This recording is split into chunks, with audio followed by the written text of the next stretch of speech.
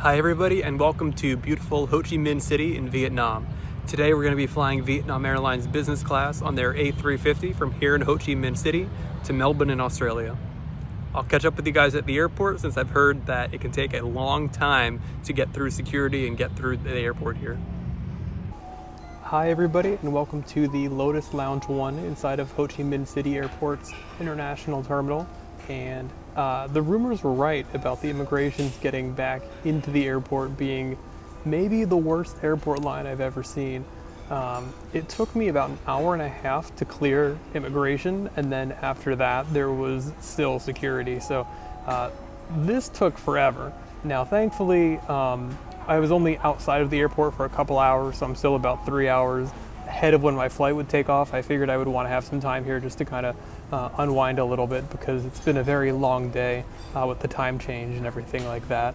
And I have to stay up. I can't sleep yet because that would really mess up my sleeping on the red-eye flight to Melbourne. My plan is kind of just to hang out in the lounge here. I'm going to get some food, I'm sure, on the flight, so I'm not sure if I'm going to have anything here yet, but I definitely will take advantage of the shower rooms that I saw they had. I'll be sure to show you guys some video of everything that I see, and yeah, looking forward to getting to Australia. I love Australia, and I'm really amped up for that. I'm gonna let you guys all in on a secret, and it's that I don't have lodging in Melbourne right now.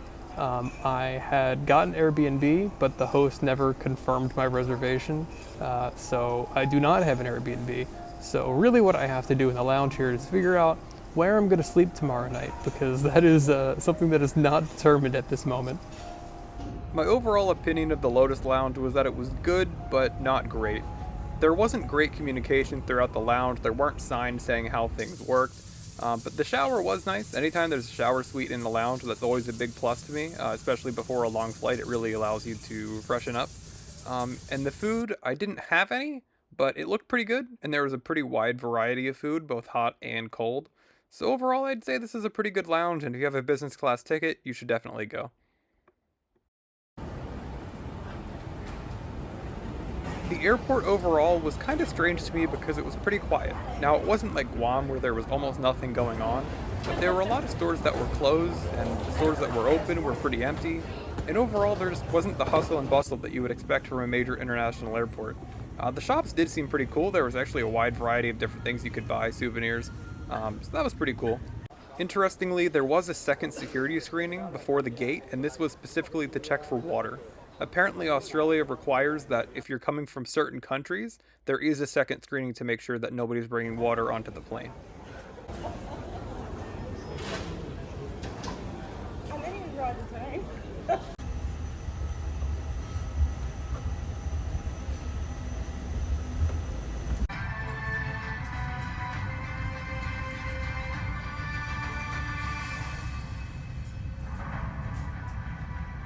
So let's take a little tour of the seat. It's pretty much identical to the 787 that we were in for the last flight, with the nice footrest. We have the blanket, the pillow.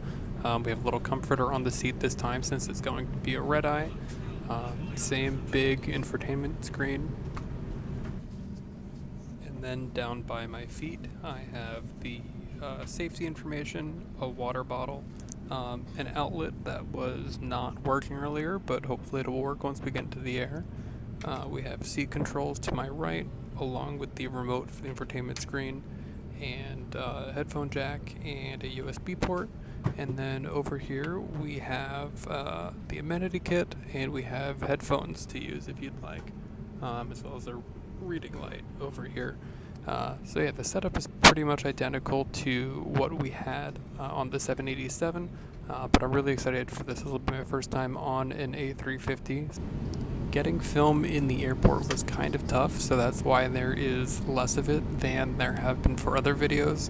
I just didn't feel fully comfortable taking video, and then one time in the lounge I was told to stop filming, so I did, and I just took pictures instead. So I'll find some way to make that look pretty in post. One thing that I have noticed about Vietnam Airlines is that it's a little bit chaotic. We've never boarded on time on these last two flights, and there hasn't been any communication about why we're boarding late or when we should expect to board. And also, there's actually not menus at the seat. Instead, the flight attendants walk around with the menus, give them to you, and then you can choose what you want on the list there. I went with the Western style dinner tonight, so we will see what I get. I'm really hungry. I haven't eaten since my last flight. It's the first red eye of the trip, and all I want to do is sleep so I can wake up with energy and have a whole day in Melbourne to do all the things that I want to do.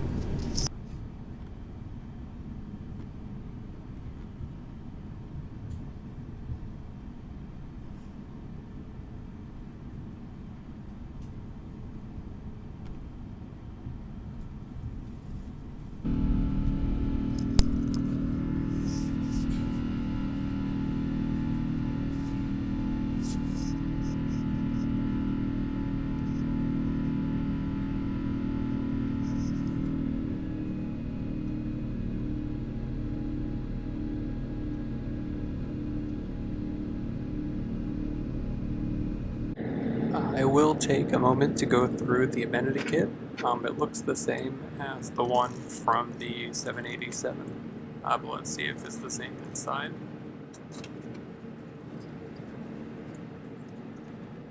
It does look similar, but for those that did not watch the 787 video, let's take a look.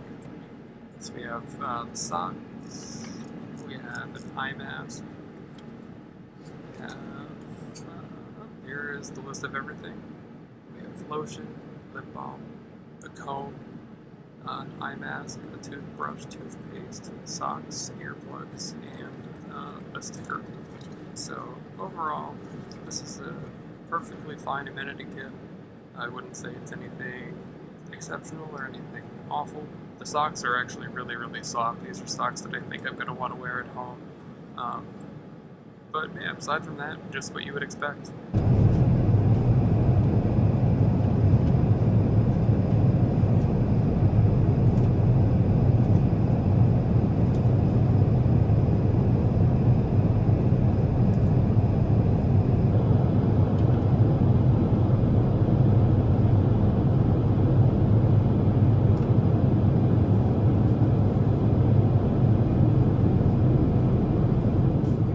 The in-flight entertainment was pretty much exactly like it was on the 787, but in case you missed that video, I'm overall a fan of the way that Vietnam Airlines does their in-flight entertainment. The screen is big, it's bright, it's responsive, and the movie selection is probably the best part about it. There's a lot of Asian movies, Western movies. I think anybody could find anything interesting. The TV shows are kind of lacking in my opinion. There's a lot of documentaries, which I personally like, but I don't think most people like. And other than that, it's kind of weak, particularly for the Western audience. There also was a flight map on the in-flight entertainment, and even though it wasn't anything too different from what you would find on other in-flight entertainment systems, I really do enjoy having it, and I think every airline should have some kind of flight map just so people can see where they are. It's really interesting, and you get to see a little bit more of the world around you that way. Not too long after departure is when food was served, and again, this is where I think Vietnam Airlines really struggles. The salad in front of me really was kind of not even a salad, and I didn't know what most of this food was. Vietnam Airlines does a very bad job at communicating what you're actually going to eat. Nothing tasted bad necessarily, but I just really had no idea what I was eating. Obviously, this was some kind of spaghetti with vegetables, but again, it's a major problem for people with allergies if they don't know what's on their plates.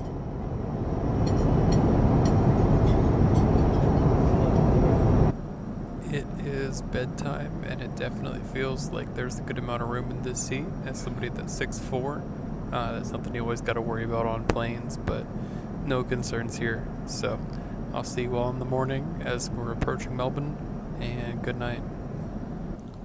Good morning, everybody. We are almost on the ground.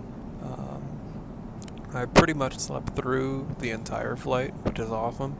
At some point, I heard an alert that we were an hour and 20 minutes away from landing, and I'm not sure how long ago that was because I fell back asleep, but I have to imagine we're well under an hour before landing at this point. There was a breakfast service, but I chose before going to bed that I did not want it, since I usually don't eat breakfast anyways, and it would probably just have me feel sick for the day if I ate so early in the morning.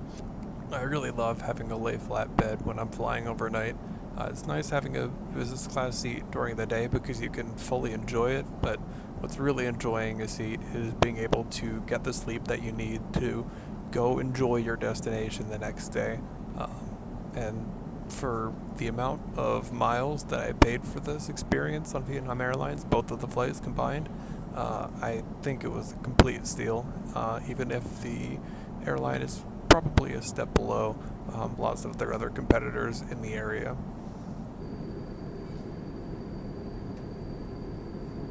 Now that the flight is nearly complete, let's talk a little bit about pricing, and this is where things get interesting. I paid with Delta miles that I transferred over from American Express membership rewards points, and it was about 35,000 miles plus about $25 for this flight. I think that's really good value, excellent value, but what you really have to decide is if you want to fly business class, would you rather fly Vietnam Airlines, which is okay, or would you rather fly Qantas or some other airline that's going to give you some kind of premium service? Because that is not what this is. This is good, not great, but really good value. I do think it's important to note that the seat on the 787 was much worse than the seat on this A350 flight. Even though they look very similar, it felt much more new on this flight and it was much more comfortable overall.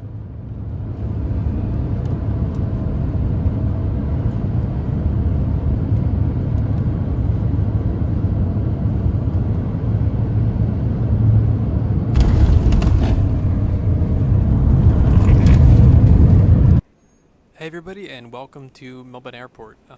For the value, I think it's definitely there. I think that that's a really good value for what was 14 hours of business class travel. The service was okay on the flight. I really wish that they kind of actually gave out a menu and you could see the food that you were going to get. Because I had food in front of me and I just had no idea what it was. Overall, I am happy with the way those flights went, and I'm excited for the flights I have coming up as well. I'm going to sign off for now. I have a few days where I do not have to travel, and I'm going to enjoy being here and exploring this new city for me, but not a new country. I've been to Australia before, and I'll catch up with you all back here at Melbourne Airport in a few days when we are going to be taking our next flight. Thank you, everybody.